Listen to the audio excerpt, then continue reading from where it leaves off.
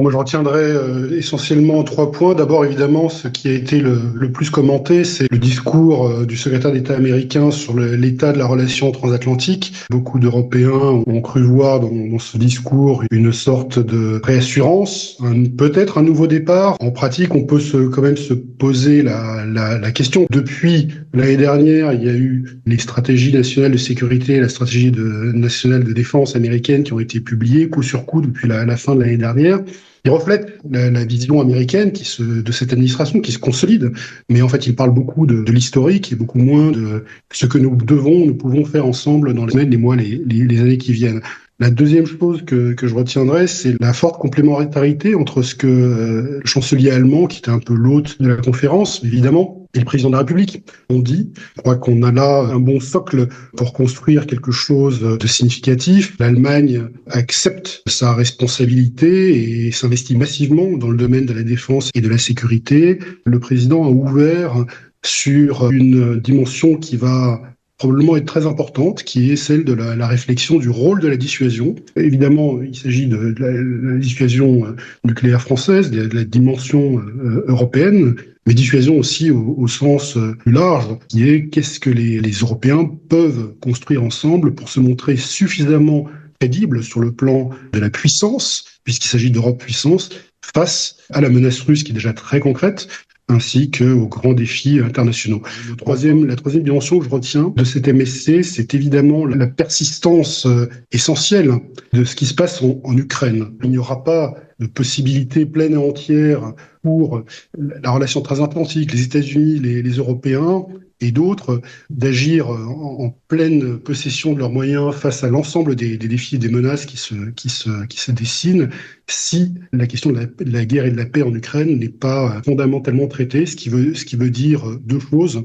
Quelle que soit la formule d'un cessez-le-feu, une formule juste qui repose sur la souveraineté, l'intégrité, l'indépendance de l'Ukraine et des garanties de sécurité suffisamment puissantes, crédibles et dissuasives pour qu'il n'y ait pas un retour à l'agression russe rapidement après.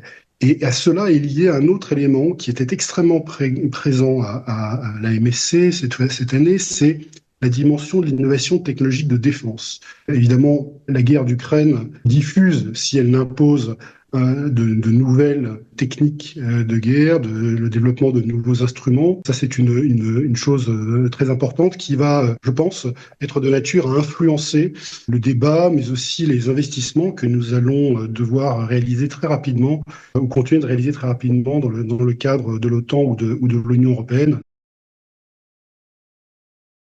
C'est un ensemble de choses. Dès avant la MSC, dans les 48 heures qui ont précédé la MSC, il y a eu un certain nombre de rencontres ailleurs en ville, en effet, organisées avec des industriels, des scientifiques, des chercheurs, l'université de la Bundeswehr, les autorités allemandes, l'agence d'innovation de défense de l'OTAN, Diana, d'autres acteurs de ce type, pour multiplier les angles et les discussions, le dialogue nécessaire entre les industries, les acteurs de la recherche et évidemment les armées, donc les gouvernements, qui seront les donneurs d'ordre de ce dont auront besoin les forces armées. Les industriels, qui sont rarement et presque jamais en fait des grands groupes et beaucoup plus des entreprises parfois très récentes, nées parfois toutes petites, mais qui se développent énormément et très vite. En tout cas, dans le tissu industriel allemand, je pense que c'est quelque chose qu'il nous faut observer et comprendre avec attention pour comprendre ce que nous pouvons faire ensemble et voir comment les Allemands se positionnent.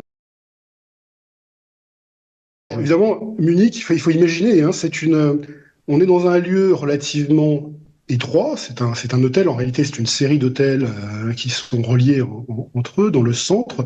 Mais c'est un espace relativement étroit où, je dirais, la proximité physique est maximale. La nature à conduire à des échanges, parfois fortuits, parfois programmés. C'est un peu l'intérêt, la richesse de cette conférence. Cette ambiance de la MSC, qui est très, très foisonnante, reflète aujourd'hui une ambition qui est très largement dépassée celle des origines. C'est-à-dire qu'aujourd'hui, la MSC, c'est un lieu qui se veut avant tout un lieu de dialogue mondialisé en quelque sorte sur l'ensemble des défis, pas seulement européens et atlantiques, mais sur l'ensemble des défis mondiaux. Dans le moment actuel que nous vivons en Europe et la menace sur la sécurité de l'Europe, est-ce que ce n'est pas aussi un endroit qui doit continuer d'être privilégié comme il l'était à l'origine, hein, entre les années 60 et les années 2000, d'être un lieu privilégié de discussion sur les questions de sécurité transatlantique. Il y a aujourd'hui, pour les Européens, quel que soit l'état de la relation transatlantique, une valeur à l'unité maximale du monde occidental. C'est celle qui a permis un degré de paix et de stabilité pendant les années difficiles de la guerre froide, et puis ensuite d'expansion de l'Europe libre et réunie à partir des débuts des années 90. Et aujourd'hui, c'est une dimension qui peut-être est un peu passée au second plan à la MSC. Il y a un intérêt à ce que la MSC reste un endroit où l'on parle de manière centrale des questions de sécurité de l'Europe et du monde occidental. Et en fait, c'est un peu ce qui s'est passé à travers la permanence du sujet ukrainien qui est impossible d'ignorer, de contourner et qui va rester tant que durera l'agression russe.